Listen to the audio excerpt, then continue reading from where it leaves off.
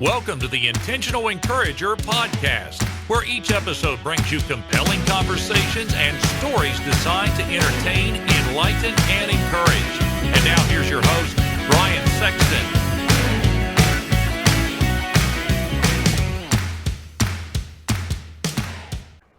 And welcome into the Intentional Encourager podcast. I'm your host, Brian Sexton. Thank you for joining us again today.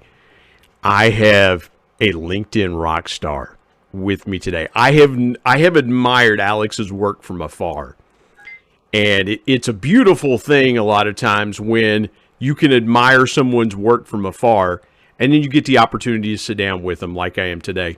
You can go to LinkedIn and find him, Alex, A-L-E-X, Alleyne, A-L-L-E-Y-N-E, but you can find him right here, right now, on the Intentional Encourager podcast. Alex Alleyne is my guest today. Alex, how are you? I am absolutely fantastic. Thank you for the lovely intro, Brian. It's Friday afternoon and I've got that Friday feeling, so thanks for having me on. Well, and again, it's an amazing thing, the power of a podcast and the power, and if you're watching us on YouTube, Alex is in London. I am in West Virginia. There's a 5-hour time difference between where we are. So as we're recording this, it's morning for me and it's end of day for him. But I'm so glad that we could make this happen. And Alex, I want to start here. And I've started here with a lot of different folks. And this podcast has been around since the first part of April 2020. I would have never dreamed that we would still be battling some of the things that we battled, not only here in the States, but around the globe with the COVID-19 pandemic. How has it affected you where you are? I'm always curious to learn that. And I'd love to know a lesson that you've learned from the pandemic that after it's over with, that you'll continue to follow or you'll continue to put in practice after this thing is over. Sure. Yeah, I think there's things that have been learned both personally and professionally, right? So I think there's been a bit of a journey of self-discovery through this, but also a number of adjustments, right, that have had to be made in terms of role and career. So maybe I'll just lightly touch on each. I think personally, being kind of stripped away from some of the social aspects, and I'm a bit of a social animal, love getting out there, meeting customers. It's certainly not been easy, but I've really had to make sure that I wake up every day with a real structure and discipline around how I go about that day. I think it became easier than ever to kind of wake up, roll out of bed, let your day dictate to you. But I came to realize that I needed to really make sure that I had my day in a tight grip, right? I woke up at the same time, made sure that all of the activities, and just had a real laser focus, probably more than I'd ever had before. I think professionally, seeing the shift in terms of the way customers were thinking, a lot of customers had almost gone from playing offense to defense in the way that they made decisions. And so bringing in a bit of American football here in the way I talk about this, but, making sure that business cases were really tight, that there was a clear realization for customers around the return on their investment. I think that just became more important than ever before because of that shift from offense to defense. Alex, you were that is so good. I love what you said there, because there is a term in American football called sudden change. And it's what happens either when the offense fumbles or throws an interception and the defense now suddenly has to come on the field, or the defense gets an interception or a fumble and the offense now has to get on the field. And so literally in a 24-hour period, we went into that sudden change, right? Where everything that we were doing, business, personal, every part of our lives was in sudden change. I love what you said about having the day in a tight grip, because sudden change can so interrupt that grip, and it can so put it can literally force that grip open. How were you able to, in the midst of what felt like continual sudden change, how were you able to keep such a tight grip on the day? Yeah, I mean, it's an interesting one actually, Brian, because I'd say there's a mantra that I was taught actually by someone, which they were talking about the fact that when some of us go into our work day, we almost turn on that switch, right? It's work time, it's grind time, it's beast mode, however you want to refer to it. And the person said to me, instead of turning on that switch or turning on beast mode, why not just be a beast? Right. And what they're really, the essence of what they were saying is that when it comes to discipline and routine, a lot of the time we almost think about a second version of ourselves that is Yeah. disciplined and all of those things, right? That maybe the Brian alter ego. But the realization was to say, why not just innately be that person? And so I Yeah. almost had to have that conversation with Alex to say, who am I in terms of who are the principles of who I am fundamentally? And then making that and really embodying that in every aspect of my life. And morning routine then just became really an innate part of who I am and how I operate. So I just drilled down on that a lot more. It's funny that you mentioned that because I think a lot of people have those disciplines, but they're more habitual disciplines, right, Alex? It is get up, take a shower, get dressed for the day, eat breakfast, walk the dog if you have to. Just they become habitual, right? They're just ingrained in the mind of I've got to do this, and this, instead of the discipline of how am I going to prepare myself and attack the day. And I've said this to people on LinkedIn. You and I have a lot of mutual friends. Is what I've said is if you don't start your day encouraged in some way, shape, or form, then you can throw everything else out the window, because an encouraged mind is a prepared mind. And we talked about sudden changes a minute ago. That sudden change is now easier to internalize and develop a game plan from it. But it's hard to do when you don't wake up encouraged. Again, like you talked about, being a beast, having that mentality of I'm here to attack the day. I'm here to get things done. When you think about I was going to go here in just a few minutes, but I think it fits now to kind of pivot here. When you think about salespeople and you coach salespeople, you work with sales. I have a deep sales background myself. Literally, a salesperson's day can change hour by hour. I mean, you know, and I can remember I was in B2B sales for a lot of years here in the States. And you can get a phone call that will change who you go see, what you go do, how you react, how you act in a certain way. How did you keep that internal discipline within yourself? And how did you transmit that to other people that you were working with and coaching during that time of sudden change? Yeah, no, really interesting question, right, Brian? I think it's centered on a couple of things. One is prioritization, and two is being outcome driven. And so you're spot on, right, Brian? In all of our days, things come up, down, left, right. You can get pulled from pillar to post. And so how do you then effectively prioritize in those scenarios becomes absolutely critical, right? And so when you've got 10 different things on your list, I always made sure that I had a clear focus on what are the outcomes I need to drive today, by when, and how am I gonna prioritize those things to make sure that I'm in a position where, you know, if the decisions need to be made, I can very quickly and easily make them because I pre-prioritized that. I love that, the outcomes of the day, because Alex, I think a lot of times we get so focused on the and again, I love the reference you made to American football. I don't think a lot of people watch the game, and I look at soccer, which is very popular in Great Britain. A lot of folks do not realize that it literally, in soccer, it's minute to minute in the game of soccer. You know, what happens in the 44th minute can carry over into the 46th, 47th, 48th minute. Ultimately it's the working to that 90th minute of the soccer match, to where, that seems to be the climax. But you can look at different minutes of that match and say, well, this was a pivotal minute in the match. This was a pivotal minute. If we go back and study it and look minute to minute, there was territory gained and lost, maybe by possession and things like that.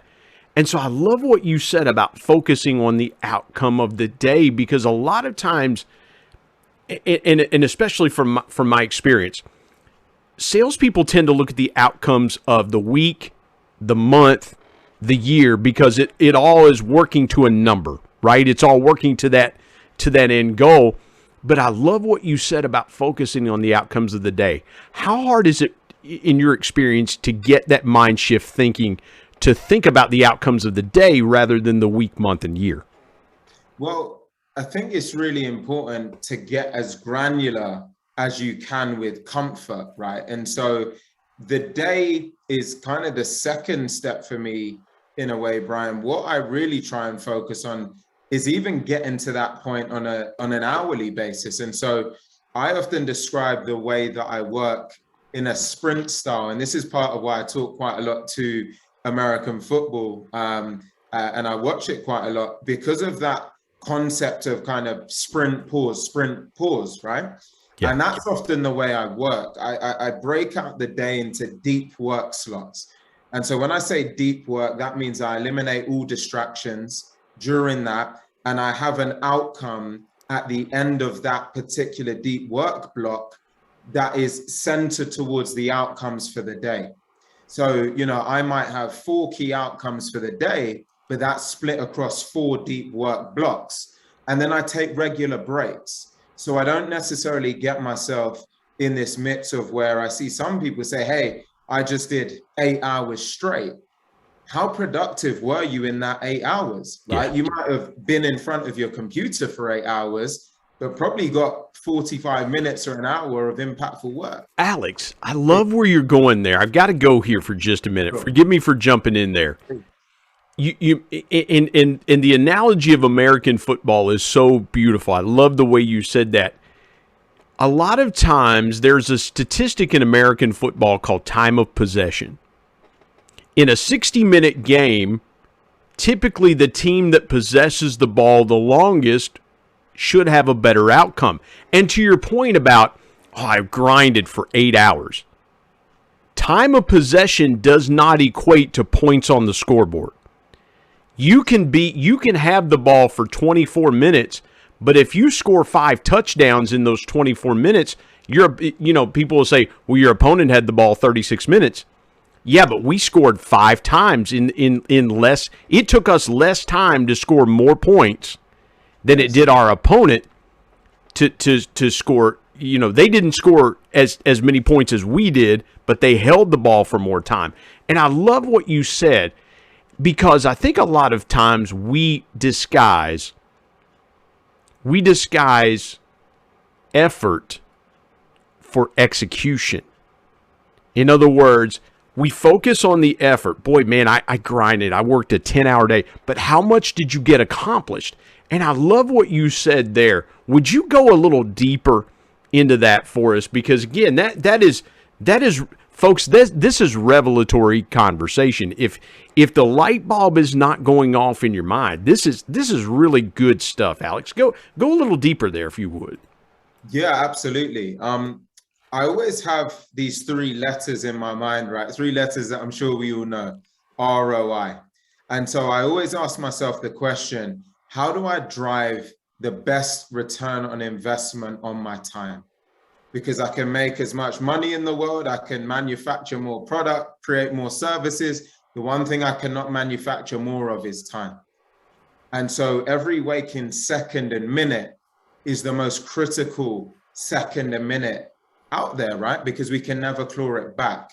So I almost have this obsession in my own mind of how do I drive that best ROI on every deep work hour that I have. And I sometimes say to people to put a billable rate on your own time in your own mind. So, if you're in a full-time role, you get a salary, right? But really get to the crux of saying, man, if I was billable at $1,000 or £1,000 an hour or $2,000 or $2,000 an hour, how would you spend every hour, right? If it's $2,000 is gone every single hour that goes, how would you spend it? You'd be far more impactful, right, in the work that you do and obsess much more around the outcomes that you drive within those times. So I think that people really got to get specific and start to have that laser focus on the outcomes. Man, I love that. Let's step aside, take a quick break. Sure. When we come back, I want to dive into a little bit more of the encouragement to salespeople, because I believe, and I want to also, I don't want to leave the business owners out. I know there are a lot of folks that are small business owners, they're coaches, they're salespeople. So we want to give some intentional encouragement around that. My guest is Alex Alleyne, joining me here on the Intentional Encourager podcast. Back in just a moment.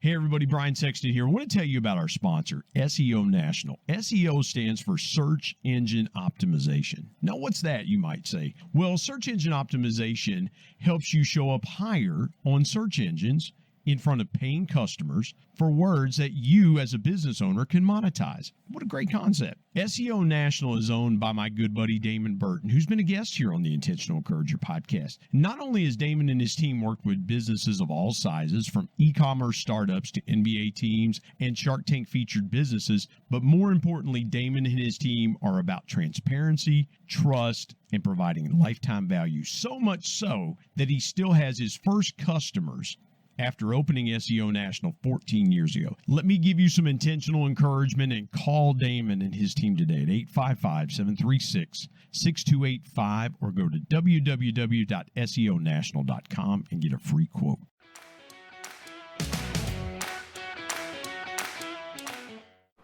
Alex, let's now dive into this a little bit deeper, because again, I don't know that people in general put a billable rate on their personal time. We always look at that as professional time and personal time. I may watch football on my personal time. I may spend time with my wife, my son. I may, in that personal time. Putting a billable rate on it. When you think about that concept, what tends to happen in the mind around putting a billable rate on your time? Because there might be people that say, well, hey, I just want to go for a bike ride. I just want to decompress. I want to explore that billable rate on our personal times a little bit deeper. Go a little deeper there on that concept. Absolutely. And Brian, I love the fact that you frame it as a concept, because that is exactly what it is. This is brain conditioning, right? What I'm trying to condition in my own mind when I say that is to really think about how you can maximize the time that you are putting into whatever it is that you're doing. How can you maximize the impact? So to your point, if you're spending time with your son, how do you really be present in that moment, right? And not be the person who's, 50% thinking about the next email and 50% present with your son. If you're going for that bike ride, how do you just be truly in that moment of the bike ride? If that's the thing that helps you decompress. And again, not be kind of 75% in and 25% out. We can get there with scrolling, Alex. I mean, I love where you're heading with this concept, because a lot of times, and I have to watch myself, and it's funny because I said something to my wife this morning. We have become a scrolling society. We're with the other person that we're with, and we want to be present, but we're taking our phones and we're scrolling, and it's that brain conditioning. How do we flip that switch to say, I am going to be because it's a great theory, and I think a lot of people want to be present in the moment, present with that person they're with, and maximize that time. Sure. But it gets to the point, Alex, where the distraction comes here, and then it goes to from the mind to the fingers. And in your experience, what is something that you've done to take that out of play and really be present and maximizing that time? Yeah, a lot of it comes back to the principles of structure and discipline. And this is why it's not a case of not being able to do certain things, right? A balanced life involves all of these types of things, but it's understanding that there's a time and a place for different aspects. Now, when you've got structure and discipline, it puts you in a position where you can intentionally say, you know what, this is my hour where I just do what I want. If I want to go and scroll on social media, I scroll on social media. If I want to spend an hour on Instagram or LinkedIn, this is my hour to do exactly that. But this next hour is time with my son, it's time with my family. And that's exactly what I'm going to do within this particular time. Because I think that what people sometimes can get in the position is that, to your point, they're there, but they're not really there, right? I remember a teacher saying to me many years ago, when I was much, much younger, and they said, Alex, you hear, but you don't listen, and this was in primary school. And I remember that I never, ever forgot it. It stuck with me because in essence, what was happening is I was hearing the words that was coming out of his mouth, but it was just kind of flying over my head. And we do that a lot with customers, Alex. I've done that with customers in my sales career. Yeah. It is that I have been engaged in conversation, but I didn't really hear what they said. I thought I was listening. I thought I was intent in the conversation. And I'll share this with you in the audience. For me, the challenge that I really had to learn how to teach my mind was when I was having that personal conversation to make and keep eye contact. And I felt like that for me made me a better listener because then I was able to compartmentalize parts of that conversation and pull out those nuggets and say, oh, I love what you said there, right? I love what, and so again, it now in the other person's mind, it now opens their mind to say, my goodness, that, eureka, they're getting what I'm saying.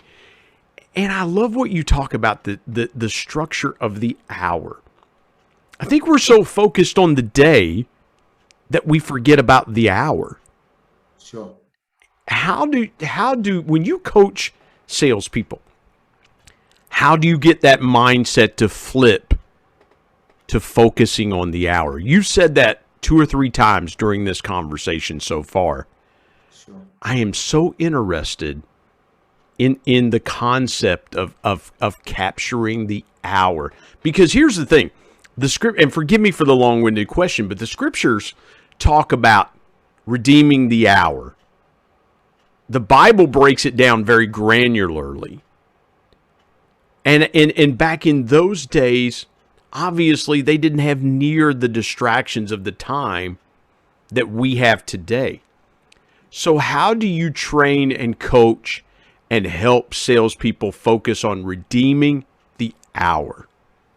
Sure. Interesting question. I often have this mantra, Brian, which is to focus on the metrics that matter, right? When we're talking to salespeople, big picture. And what I mean by that is just, again, talking pretty high level, right? If a salesperson has a target of 1.2 million a year, my question is, right, well, that's 100,000 per month. What activities do you need to do then per week to drive that per month?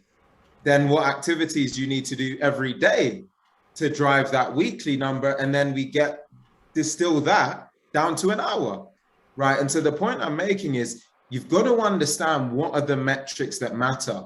What are the numbers that are going to drive your big picture success? And then how do we work those backwards as granularly to what you need to do on an hourly basis to make sure that not only do you hit 100% of your annual goal, but you go and crush 300% because you know exactly what you need to do. So it's all about getting them that path to success, getting them on board with understanding that driving this impact in the hour is not just a fun activity. It's driving real impact so you can go out there and crush it. I've got to go here, Alex, because I was looking in your LinkedIn profile, and something that you said there is something that you're touching on here, and that's disruption. You have worked with a lot of disruptive organizations, and what you're talking about really is disrupting the norm of your life, disrupting the norm of your business. And we think about disruptors as basically wrecking balls, right? Wrecking industries, wrecking, and we can, the Apples, the Amazons, the people that just said there's a different way of doing this. And initially, the resistance that came from the marketplace that said, no, that we've always done it this way, or we've always done it that way. When you talk about a disruptive mindset, what's the first piece of pushback that you get from folks, and how do you encourage them through that resistance? Because I hear you talk about these things, and it's profound and powerful, but it's also very disruptive. How do you push through that? A lot of the time, people don't like change, Brian, right? As we all know, to your point, people resist change. So to work past that, I've always found this understanding how people in their own minds define and measure success, because it's different and unique to each and every person. So it's really getting under the covers of what is that person's why? What does success look like in their mind, right?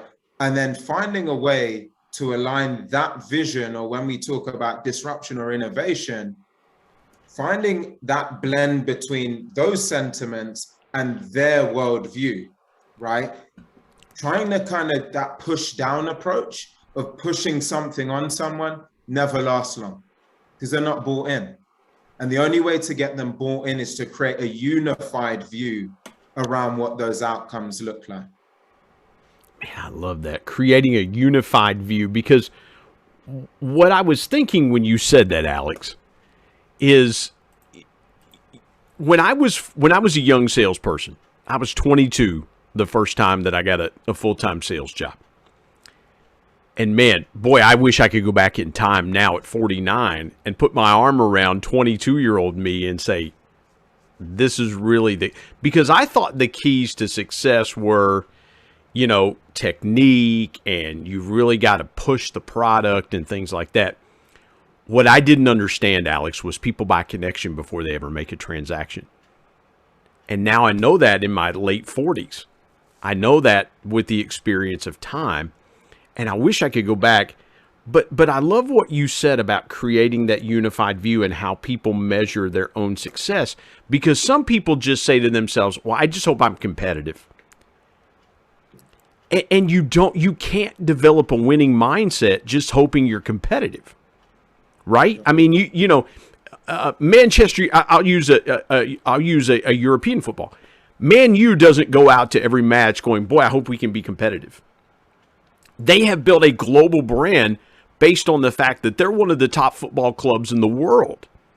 They're only putting the best athletes in the world for soccer, as we call it here in the States.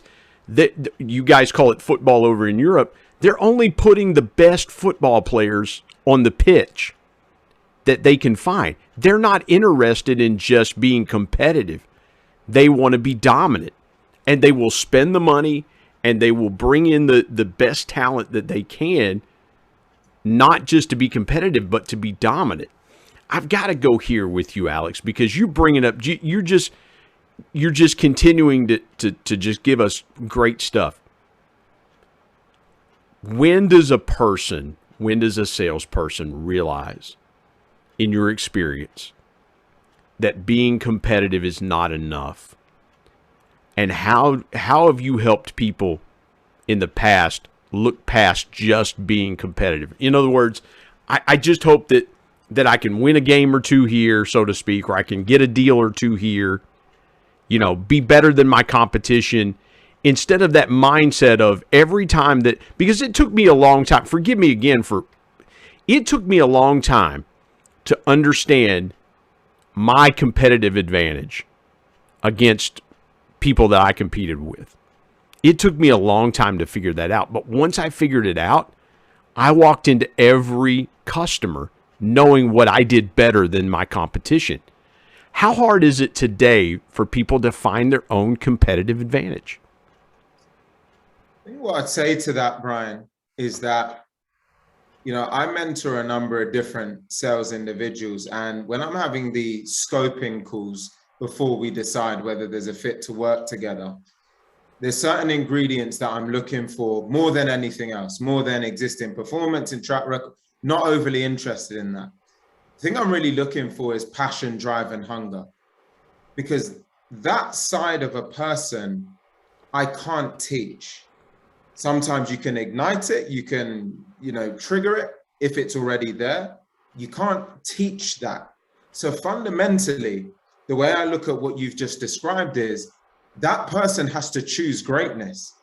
If they don't choose greatness and they can't already bring to the table the appetite and the will to win, I'm not really interested, Brian, because there's a reason why not only in sales, but in every aspect of life, you've got a 1% elite and then you've got everyone else. And I have an acceptance and an understanding that everyone else is the majority. And there's a lot of people, not saying it makes anyone better or worse than another, Right. want to go to work, collect their check and go home. Absolutely nothing wrong with that. But if you want to go and do more and you want to go and do the Manchester Uniteds and crush it, you've got to go and have a will to win that I can't teach. And if anyone, seeing as we're talking soccer, goes and look at Cristiano Ronaldo, arguably best player on the planet, go and look at how he trains. Go and look at how he obsesses over the game. Go and look at his diet. Every aspect of the way that Cristiano performs, his thinking and his mentality is elite and it's uncommon, right? It's not what you're going to see when you just open your front door. So all of this is an individual decision, in my opinion. Well, and Ronaldo made that decision a long time ago. He didn't just decide last year, I want to be the greatest on the planet. Neither did Lionel Messi.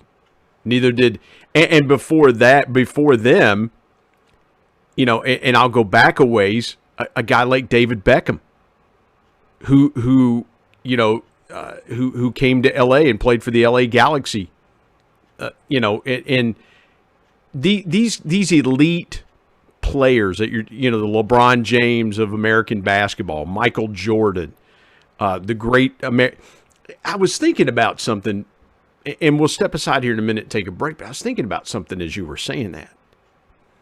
We've talked a lot about American football. There are really, really good players that don't make NFL rosters. They're very talented players, but to your point, it's getting over that hump, and maybe they went to a bigger college here in the States and started at that bigger school, but yet somebody at a smaller school just had that passion, hunger, and drive that they didn't, that pushed them to that next level, and they would not be denied. They would not, they just, whatever I have to do to get on the field, whatever I have to do to make this team, I'm willing to do whatever it takes. And man, I love what you said there. We could park there for a minute. But let's step aside and take a break, because I do want to leave room to tell Alex's story. And that's why I wanted to have him on, because folks, behind every great person that you see that's come on this podcast, there's a story. And I want to get into Alex's story. My guest, Alex Alleyne, here on the Intentional Encourager podcast. Back in just a moment.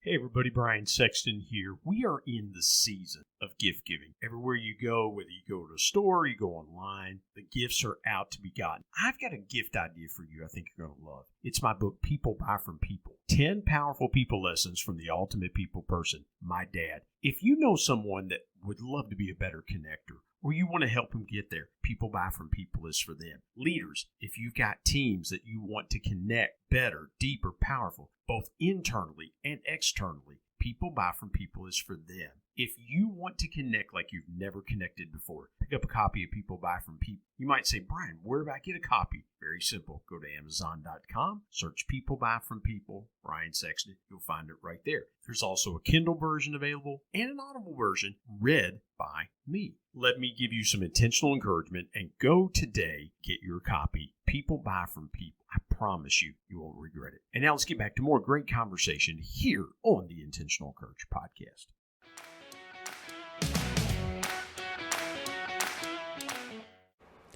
Alex, I want to now dive in and just leave room to tell your story. And I want you to go as far back as you want to go, and I want to give you the room, and I'll jump in with a question or two. But I would be honored if you would tell the audience your story here on the Intentional Coach Podcast. Absolutely, it'd be my pleasure. So growing up, I grew up in a predominantly single parent household by my mother.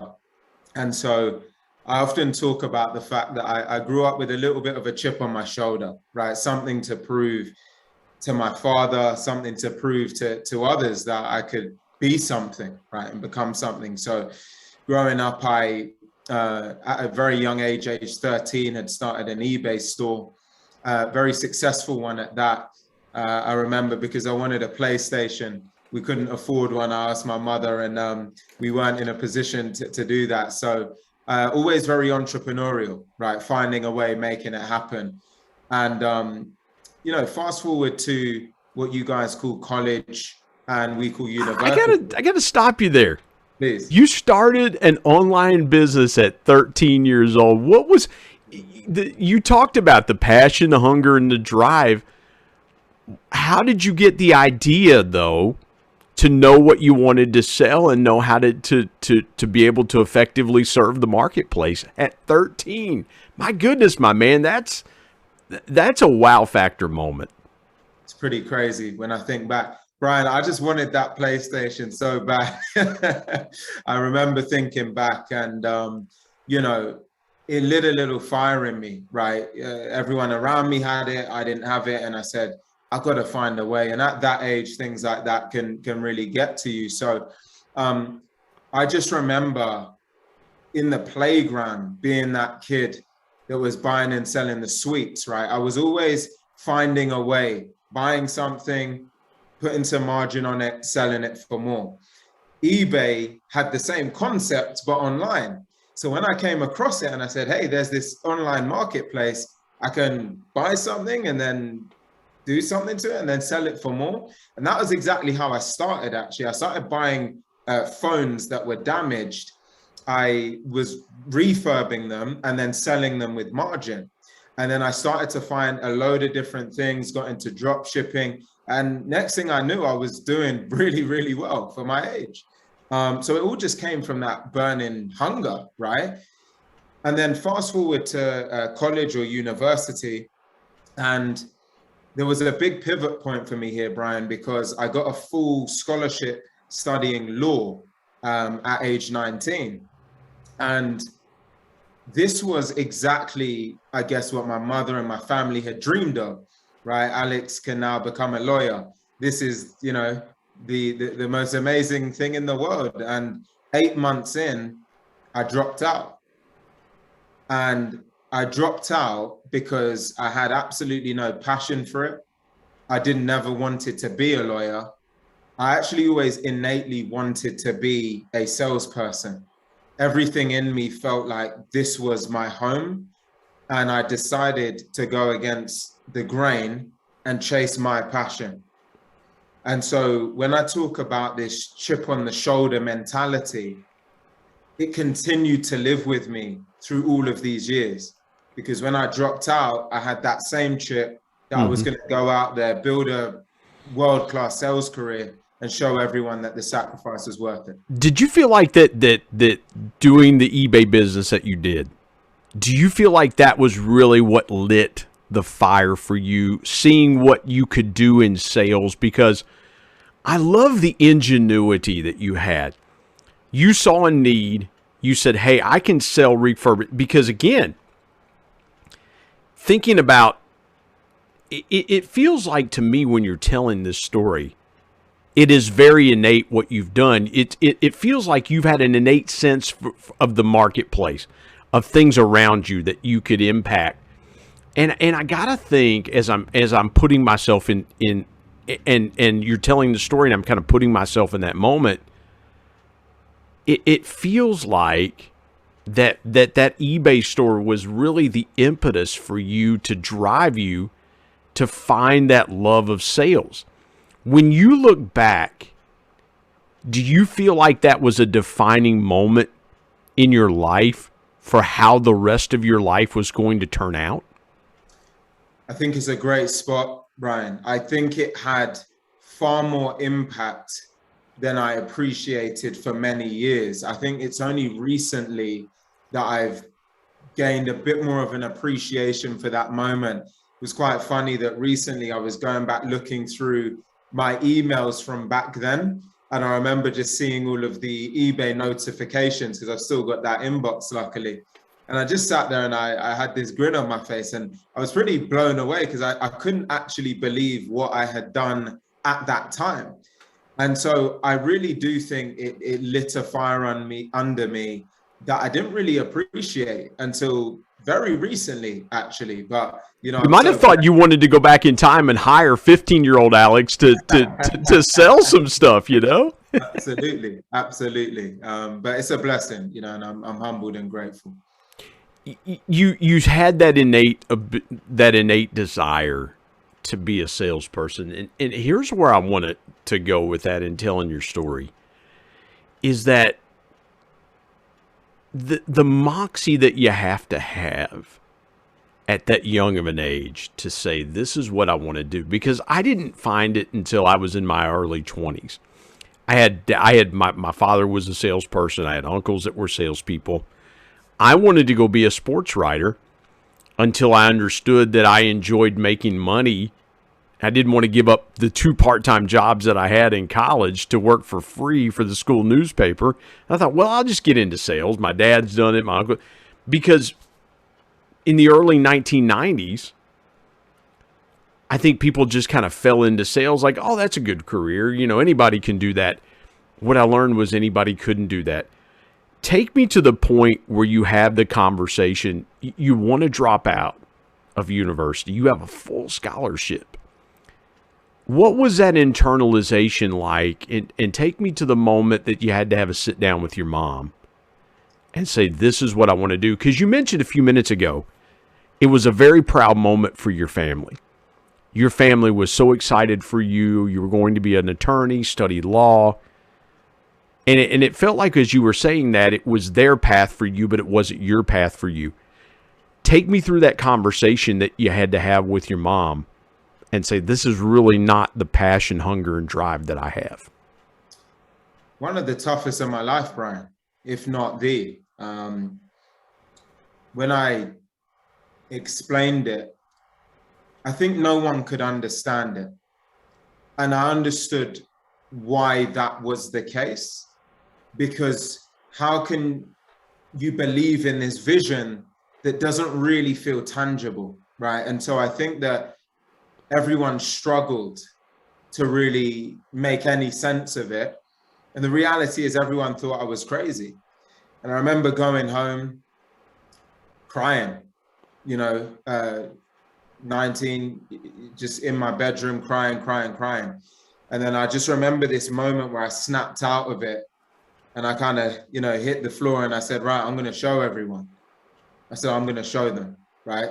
Just like the world, it was kind of this me against the world type of feeling. And I'd already lined up a job at a, as a BDR or an SDR for a printer and copiers business, which at that time was viewed as really, the grind, being in a bit of a boiler room type of environment, right? So hundreds and hundreds of calls per day, just hammering, just trying to book appointments.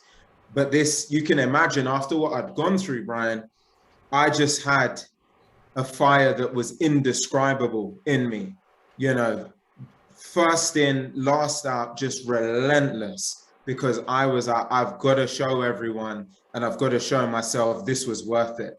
So I absolutely just put my everything in. Within 3 months, I'd broken all of the records for any BDR or SDR in the history of the company.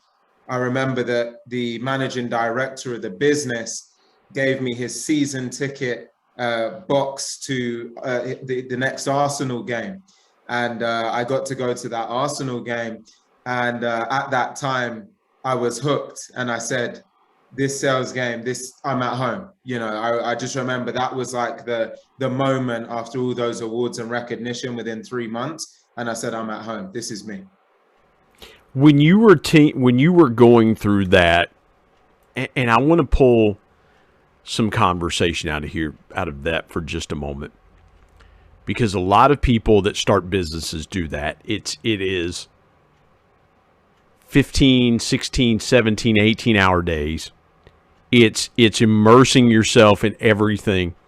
And it sounds to me like, Alex, that's exactly what you did. Thinking back to that moment, what was the greatest lesson you learned from that moment of immersing yourself in that 3-month period? What's the greatest lesson you learned from that period that you still carry to this day with you? I feel that when you've got a goal, you've got to get after it. And there's a lot of talk in this era, which I completely understand, and I don't want to undermine, about the importance of balance, wellness, taking your time off, taking your rest. Let me not undermine the importance of that. By the same token, I chose to do what I loved.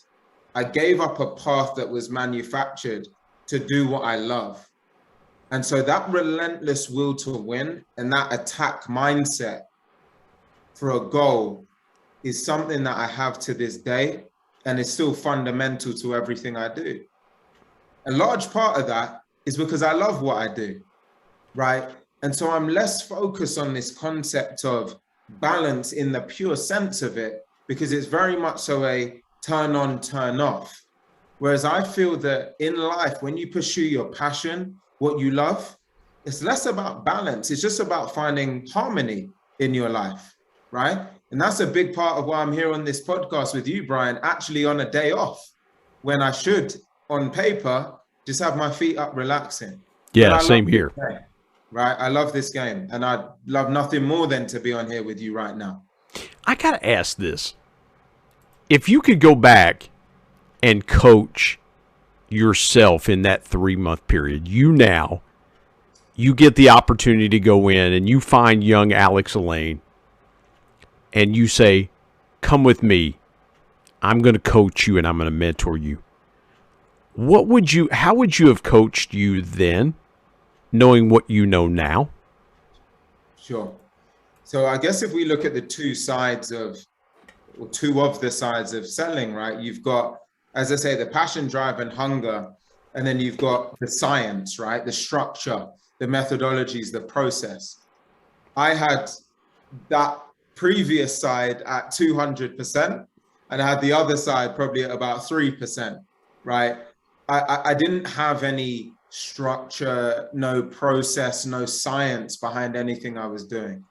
I was just looking at accounts, looking at office addresses, and I was getting out there, going from door to door and picking up the phone as many times as I could. Didn't really think about anything but doing that. Because at the time, my manager said, if you pick up the phone 100 times, you know, you're basically guaranteed to get a meeting. So I thought, if I pick it up 500 times, I'll get 5 meetings. So I'd go and grab that, Alex, and I'd add the science, the structure, the focus to all of the energy, passion, and enthusiasm. Wow.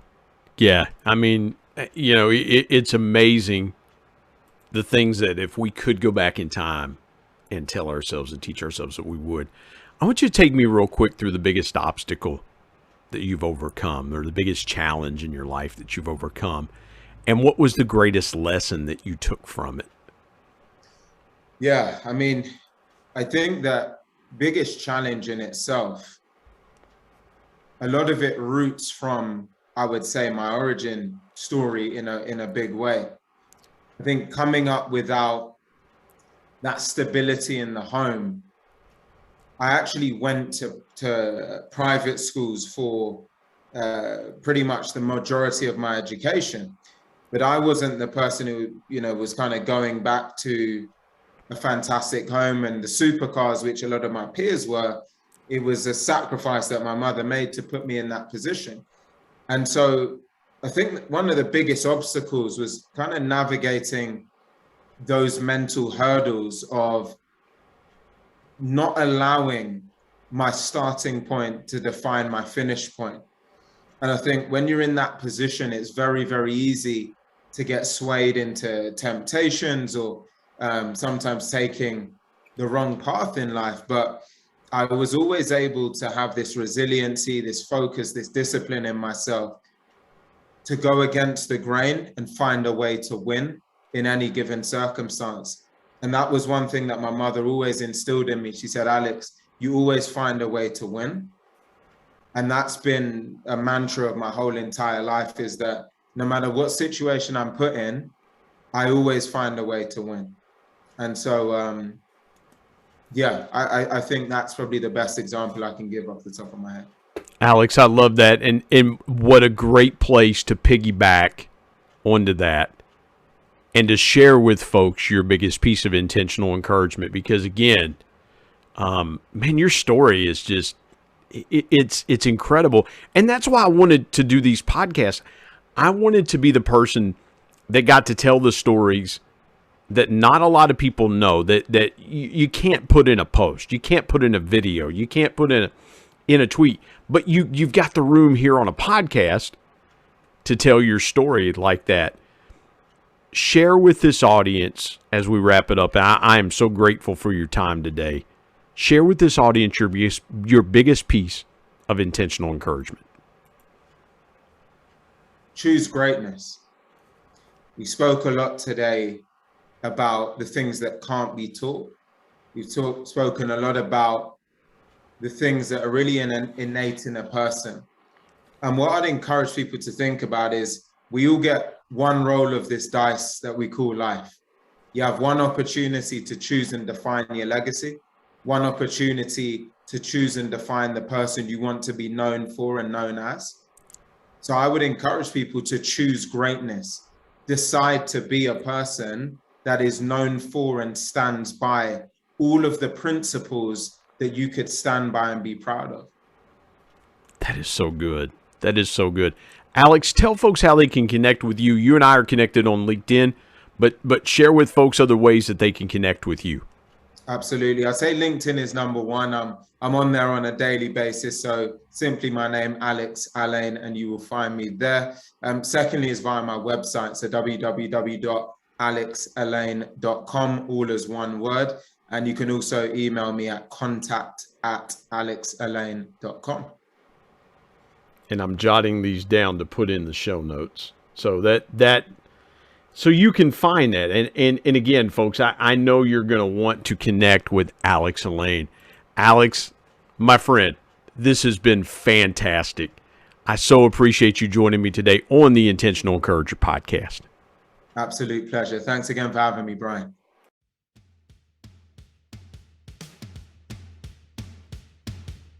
My thanks as always to producer Bryce Sexton and technical advisor Matt Means. And of course, the ultimate thanks goes to the Lord Jesus Christ, who provides intentional encouragement every day through his word. If you're not subscribed to the Intentional Encourager podcast, hit the subscribe button wherever you get podcasts so you don't miss an exciting episode where you can get encouraged and stay encouraged. And remember, anyone, anywhere, at any time, any place can be an intentional encourager.